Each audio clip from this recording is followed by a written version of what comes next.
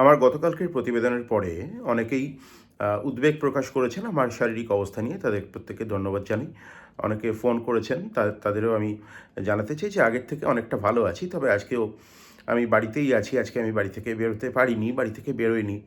আশা করি আগামীকালের মধ্যে আমি বাড়ি থেকে বেরোনোর জায়গায় চলে আসবো। আজকে খুব গুরুত্বপূর্ণ কিছু বিষয় নিয়ে কথা বলেছিলাম বিকাশ রঞ্জন ভট্টাচার্যের সঙ্গে। আজকে তার সঙ্গে আমার সাক্ষাৎ হওয়ার কথা ছিল। সাক্ষাৎকার নিয়ে আপনাদেরকে সেই প্রতিবেদন দেখানোর ইচ্ছে ছিল আমার, কিন্তু আমি দুঃখিত, আমি সাক্ষাৎকার নিতে পারলাম না সামনাসামনি। আমি ওভার ফোন কথা বলেছি, আপনাদেরকে সেই কথোপকথন শোনাবো। আমি জানি যে সামনাসামনি সাক্ষাৎকার দেখতে আপনাদের অবশ্যই বেশি ভালো লাগে, কিন্তু মাফ করবেন, আজকে আসলে বিভিন্ন পরিস্থিতিতে আমাদেরকে দ্রুত আপনাদের সামনে প্রতিবেদন আনার জন্য মাঝে মধ্যে ওভার ফোন কথোপকথন শোনাতে হয়। স্যারও অত্যন্ত ব্যস্ত মানুষ। খুব গুরুত্বপূর্ণ কিছু বিষয় নিয়ে আজকে বিকাশ রঞ্জন ভট্টাচার্যের সঙ্গে কথা বলেছিলাম। আপনাদেরকে এক এক করে সেই বিষয়গুলো বলি, তারপরে তার বক্তব্য শুনবেন অবশ্যই। মোহাম্মদ সেলিমের সঙ্গে হুমায়ুন কবিরের সাক্ষাৎ নিয়ে ছিদ্রান্বেষী অনেকে অনেক কথা।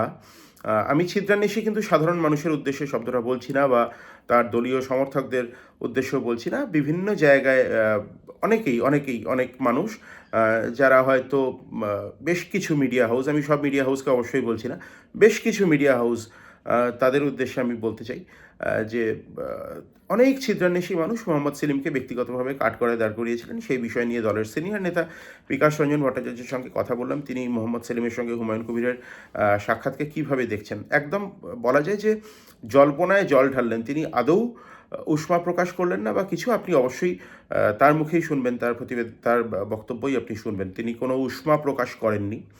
তিনি কি বলেছেন সম্পূর্ণ তার মুখে শুনবেন, এবং ব্যক্তিগতভাবে সিপিএমের যে দলীয় শৃঙ্খলা, সেই শৃঙ্খলার প্রতি সন্দিহান হয়ে অনেকগুলি হাউস, তারা অনেক কথা বোঝানোর চেষ্টা করেছে বা কিছু, সেই কথা যে আদৌ সত্যি নয়। সিপিআইএমের দলীয় শৃঙ্খলা যে অবশ্যই তাদের জায়গা আছে, তাদের ভোটের ফলাফল কী হবে সে তো পরের কথা, সেটা গুরুত্বপূর্ণ। এবং ফরওয়ার্ড ব্লকের সভা ত্যাগ করে চলে যাওয়া নরেন চট্টোপাধ্যায়, তাদের রাজ্য সম্পাদক বিমান বসুর উপস্থিতিতে, এবং কংগ্রেসের যে অবস্থান, এবং নওশাদ সিদ্দিকীর দল আইএসএফ, এই বিষয়গুলো নিয়ে ফরওয়ার্ড ব্লকের যে উষ্মা, কি বলছেন বিকাশ রঞ্জন ভট্টাচার্য, আপনারা অবশ্যই শুনুন। যারা প্রথম এই চ্যানেলে আসছেন তাদেরকে আন্তরিকভাবে অনুরোধ করব আপনারা সাবস্ক্রাইব করুন। সাবস্ক্রাইব করলে আরও বেশি মানুষের কাছে বার্তা পৌঁছে যায়। ভালো থাকুন সকলে। বিকাশ রঞ্জন ভট্টাচার্যের বক্তব্য শুনুন।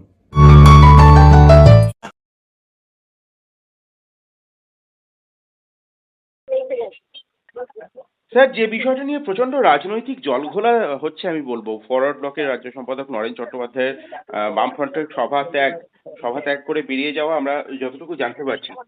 আপনি কিভাবে দেখছেন, মানে ফরওয়ার্ড ব্লকের এই অবস্থানকে আপনি কিভাবে দেখছেন? দেখুন, সংগ্রাম যত তীব্র হয়, যত সংকটের মুখোমুখি আসে, তত এইরকম যে দ্বিধাগ্রস্ত রাজনৈতিক দলেরা তাদের অবস্থান পরিবর্তন করে।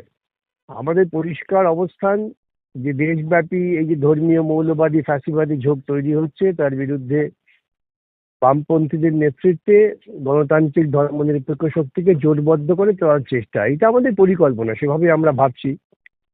এখন সেক্ষেত্রে যদি কোনো রাজনৈতিক দলের মনে হয় যে তারা এর সঙ্গে থাকবেন না বা থাকতে চাইছেন না, সেটা তাদের নিজস্ব স্বাধীন ব্যাপার, সেখানে তো বিশেষ কিছু বলার থাকে না। স্যার, বামফ্রন্টের তো একটা দীর্ঘ ঐতিহ্য রয়েছে, এবং লড়াই আন্দোলনের মধ্যে দিয়ে এই বামফ্রন্ট গঠিত হয়েছে। আজকে ফরওয়ার্ড ব্লকের এই অবস্থান হঠাৎ করে কেন? মানে কোনো বাম বিচ্যুতি হচ্ছে সিপিআইএম এর? আমার তা মনে হয় না, ওদের হয়তো বোঝার ক্ষেত্রে ভুল হচ্ছে। আমার ধারণা ওরা নিজেরা ভুল বুঝতে পারবেন, আবার সঠিক পথে ফিরে আসবেন। কেন এই ধরনের অনৈক্যের যদি ঝোঁক তৈরি হয়, সেটা প্রকৃতপক্ষে সুবিধা করে দেবে শত্রুপক্ষকেই। স্যার, আরেকটা বিষয়, আমরা তো একটা রেজিমেন্টেড পার্টি হিসেবে আপনাদের পার্টিকে জানি, বা বামফ্রন্টকেও একটা রেজিমেন্টেড পার্টি হিসেবে জানি। সেখানে ফরওয়ার্ড ব্লকের এই আচরণ কি কোথাও গিয়ে এটা মনে করছেন যে সিপিআইএম এর রাজ্য সম্পাদক মোহাম্মদ সেলিম, তিনি হুমায়ুন কবিরের সঙ্গে যে সাক্ষাৎ করেছেন, তাতে তার একটা অভিঘাত তৈরি হয়েছে বলে কট্টর বামপন্থী দল হিসেবে ফরওয়ার্ড ব্লক তার প্রতিবাদ স্বরূপ বেরিয়ে এলো এই সভা থেকে? আমার তা মনে হয় না। বার কাউন্সিল এবং সেলিম এবং হুমায়ুন তারা দেখা করেছেন, সে নিয়ে অনেক অকারণ অযাচিত বিতর্ক উঠেছে। প্রশ্ন হচ্ছে যে রাজনৈতিক জোট কি হবে। সেলিম বা পার্টি তো কখনোই বলেননি যে তাদের সঙ্গে হুমায়ুনের রাজনৈতিক জোট হচ্ছে। রাজনৈতিক জোট হবে একেবারে সরাসরি স্পষ্ট, রাজনৈতিক অবস্থানটা স্পষ্ট, ধর্মনিরপেক্ষ গণতান্ত্রিক হতে হবে। সেটা না হলে তো জোট হয় না। আর সেই জায়গায় দাঁড়িয়ে সমস্ত রাজনৈতিক দলেরই নিজস্ব একটা স্বাধীন চিন্তা এবং সেটা কার্যকর করা সামগ্রিক আন্দোলনের পক্ষে সেভাবেই এগোনো উচিত। স্যার, আপনার স্পষ্ট অবস্থান জানতে চাইবো। মোহাম্মদ সেলিম সিপিএম এর রাজ্য সম্পাদক, তার সঙ্গে হুমায়ুন কবিরের বৈঠক নিয়ে আপনি যদিও অনেক চ্যানেলেই বলেছেন, অনেক কথা বলেছেন, তবুও আমি আমার চ্যানেলের দর্শকদের জন্য নির্দিষ্টভাবে জানতে চাইবো, আপনি কি এতে কোনোভাবে আশাহত হয়েছেন? দেখুন, দুটো মানুষ কথা বললেই তা নিয়ে আমি ঝট করে সিদ্ধান্তে পৌঁছতে চাই না। বরং এই যে প্রবণতা যে দুজন মানুষ দুটো ভিন্ন রাজনৈতিক অবস্থান থাকলে তারা কথা বলতে পারবেন না, দেখা করতে পারবেন না, আলাপ করতে পারবেন না, সেটা একটা সংকীর্ণ মানসিকতার পরিচয়। আমাদের দেখতে হবে চূড়ান্তভাবে কি সিদ্ধান্ত হলো, যে সিদ্ধান্তটা কি আমাদের ঘোষিত রাজনৈতিক অবস্থান থেকে বিচ্যুতি হচ্ছে। যদি বিচ্যুতি হয় তার বিরুদ্ধে সরব হতে হবে, আর তা না হলে এই নিয়ে আলোচনা করার কোনো প্রয়োজন আছে বলে আমি মনে করি না। অবশ্যই স্যার। স্যার, কংগ্রেসের এই অবস্থান, কংগ্রেসের সঙ্গে তো দীর্ঘদিন আপনার সম্পর্ক ব্যক্তিগতভাবে কংগ্রেসের নেতাদের সঙ্গে অত্যন্ত ভালো। আব্দুল মান্নানের সঙ্গে আপনার যথেষ্ট ঘনিষ্ঠ সখ্য ছিল, কংগ্রেসের শীর্ষ নেতৃত্বের সঙ্গে আপনার সম্পর্ক ভালো। কংগ্রেসের হঠাৎ করে এই অবস্থানকে আপনি কিভাবে দেখছেন? এটা ওরা সিদ্ধান্ত নিয়েছেন রাজনৈতিকভাবে, সেই সিদ্ধান্তটা আত্মঘাতী সিদ্ধান্ত, এইটুকুই বলতে পারি। স্যার, ফরওয়ার্ড ব্লকের রাজ্য সম্পাদক নরেন চট্টোপাধ্যায় বলছেন যে কংগ্রেস বাদ যা মানে কংগ্রেসের সঙ্গে জোট না হওয়াকে তিনি স্বাগত জানাচ্ছেন, আপদ বিদায় বলছেন। সেই জায়গায় দাঁড়িয়ে কোথাও গিয়ে আইএসএফ এর নাম না করেও আইএসএফ এর প্রতিও একটা উষ্মা প্রকাশ করছেন। আইএসএফ কে নেওয়া যাবে না, এরকম একটা আমরা জানতে পারছি। কিভাবে দেখছেন আপনি? আমার মনে হয় ওদের রাজনৈতিক মূল্যায়নটা ভুল হচ্ছে। স্যার, আইএসএফ সম্পর্কে আপনার কি মূল্যায়ন? আইএসএফ সম্পর্কে আমার স্পষ্ট মূল্যায়ন ইতিপূর্বে বলেছি যে আইএসএফ রাজনৈতিক মঞ্চে তাদের যে ভূমিকা সেটা মোটামুটি ধর্মনিরপেক্ষ এবং গণতান্ত্রিক ভূমিকা। আমি আইএসএফ এর কোনো নেতাকে শুনিনি দাঁড়িয়ে মঞ্চে বা কোথাও ধর্মীয় উন্মাদনা সৃষ্টি করতে বা ধর্মের ভিত্তিতে রাজনৈতিক সিদ্ধান্ত নিতে।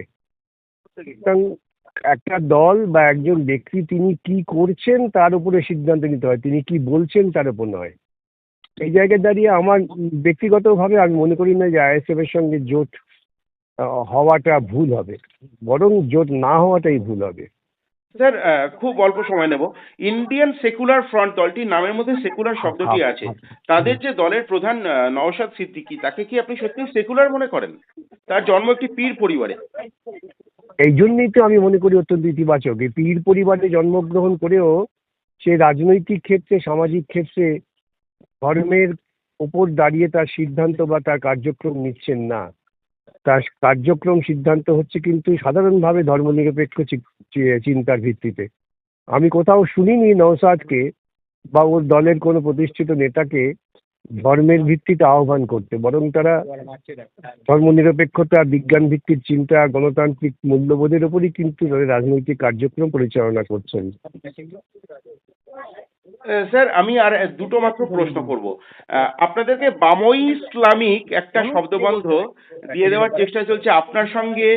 নওশাদ সিদ্দিকীর ব্যক্তিগত সখ্য, মোহাম্মদ সেলিমের হুমায়ুন কবিরের সঙ্গে সাক্ষাৎ। আপনারা কি মুসলিম ধর্মগুরু বা মুসলিম রাজনৈতিক নেতাদের প্রতি একটু বেশি দুর্বল, আপনি বা মোহাম্মদ সেলিম? দেখুন, আমি জানি না কজন মানুষ কত খবর রাখেন। 2011 পরবর্তী সময় থেকে যেখানেই গণতান্ত্রিক অধিকার বিঘ্নিত হয়েছে সেখানে ইব্রাহিম সিদ্দিকী সাহেব, তিনিও ফুরফুরা শরীফের একজন বোধহয় পীর হবেন, তিনি কিন্তু আমাদের সঙ্গে লড়েছেন, লড়াই করেছেন। সেই ইতিহাসটাকে ভুলে গেলে হবে নাকি? যারা গণতন্ত্রকে অগ্রাহ্য করতে চান তারা এই ধরনের সিদ্ধান্ত নেবেন। ইব্রাহিম সিদ্দিকী সাহেব ধারাবাহিকভাবে লড়াই করেছেন।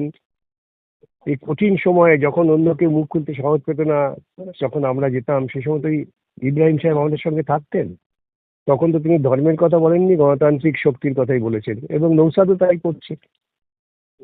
স্যার, যদি আমার ভবিষ্যতে তাদের বিচ্যুতি হয় তখন তাদের বিরুদ্ধে আমরা কঠোর হব, এ নিয়ে কোনো সন্দেহ নেই। স্যার আমার একেবারে শেষ প্রশ্ন, রাজ্য জুড়ে অনেক আমরা দেখতে পাচ্ছি, মালদা, বিশেষ করে মালদা এবং মুর্শিদাবাদে কংগ্রেস একদম তৃণমূল স্তরের কংগ্রেস কর্মীদের মধ্যে একটা বিক্ষোভ দেখা যাচ্ছে, কারণ তারা হয়তো কোথাও গিয়ে উপলব্ধি করছেন যে 294 কেন্দ্রে একা লড়াই করে আশানুরূপ ফল পাওয়া যাবে না। সেক্ষেত্রে এরকমও বক্তব্য পাওয়া যাচ্ছে যে বিকাশ রঞ্জন ভট্টাচার্যকে আমরা আদর্শ করে এগিয়ে যেতে চেয়েছিলাম, মুখ করে এগিয়ে যেতে চেয়েছিলাম। সেই সমস্ত কংগ্রেস কর্মীর উদ্দেশ্যে আপনার কি বক্তব্য? আমার একটাই অনুরোধ যে আপনারা হতাশ হবেন না, আপনারা কংগ্রেসের মধ্যে যে ধর্মনিরপেক্ষ শক্তিটা প্রবল তারা সকলে সংঘবদ্ধ হন এবং ধর্মনিরপেক্ষ শক্তির পক্ষে দাঁড়াবেন, এটাই আপনাদের কাছে আমার আবেদন। অনেক ধন্যবাদ স্যার সময় দেওয়ার জন্য।